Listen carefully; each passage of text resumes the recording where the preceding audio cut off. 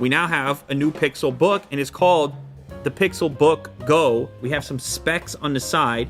8th gen Intel Core i5 processor, 8 gigs RAM, 128 GB SSD. Of course, it's running Chrome OS, and it has a full HD display. We have the stylish individual.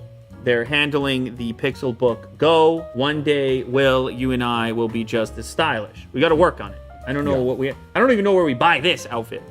Yeah, we should start on that then. But, I mean, that looks comfy. It looks cozy. This one looks like black that we have here. I'm guessing if the box is any indication, we shall find out. Yes, of course, it's black. Limited branding in the corner there with the Google logo right there. Whoa, okay, this is quite thin. It's very rounded, and it has a textured back to it, like a washboard style. One thing I'll say about it, Will, it's giving me some confidence gripping it.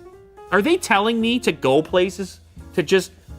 They're telling me to do that kind of thing. Yeah. I'm an on-the-go type. Meeting to meeting. I'm on the go. It's the Pixelbook Go. Yes. This is obviously thin and light, targeted at the thin and light segment, but a major departure from the previous version Pixelbook. Well, couple of rubber feet on the bottom. Look around the outside of the device.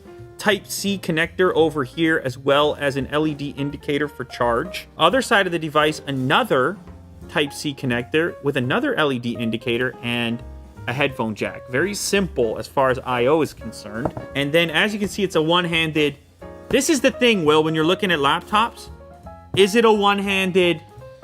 It's become a huge topic of conversation. There you go, ladies and gentlemen. I mean, very simple design. We have two speaker grills, which are kind of where they should be, I guess. I've got the screen on full brightness now. It's a full HD display. No crazy exotic resolutions. You have a forehead, you have a chin. I mean, what have we learned at this point about Google and their hardware? They don't mind a forehead and a chin. No. They don't mind a bezel. This whole thing feels very traditional. It's not doing any fancy activities.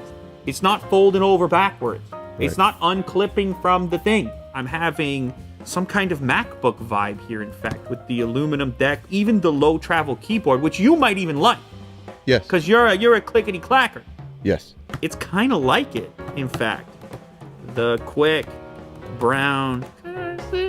It's all right, maybe. So if you're trying to get an idea of what this keyboard is like, think current generation Apple keyboards. That's sort of the closest I can, but a little more travel than that, obviously, compared to the Butterfly, and a much quieter, right? Yours are clicking like crazy. And of course, you have some dedicated keys as you would on a Chromebook, such as your assistant key over here on the left-hand side. Okay, curious here, speakers. There was some attention here to have them on the top of the deck. And so I'll do what I normally do, is what Huawei's working on next. Because they started to tease what might be the P40, but might just be some completely different model, not even in that series. I know what they're doing, Will. What? I mean, they're just going for it. They're going for it. I was using those ThinkPads. In like a couple generations, I noticed more attention on the audio.